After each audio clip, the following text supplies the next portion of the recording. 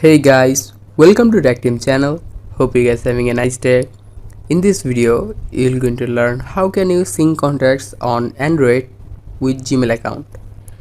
So at first, just go to your settings and now just scroll down and click on accounts and sync. Now just click on Google.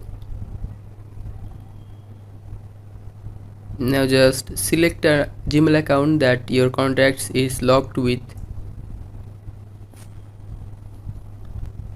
Now check if your contacts syncing is on or off. Now just click the bottom more option and click on sync now.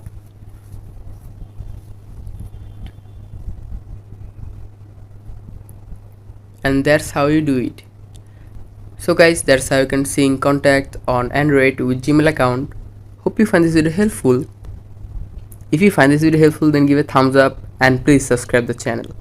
Thank you very much for watching the video.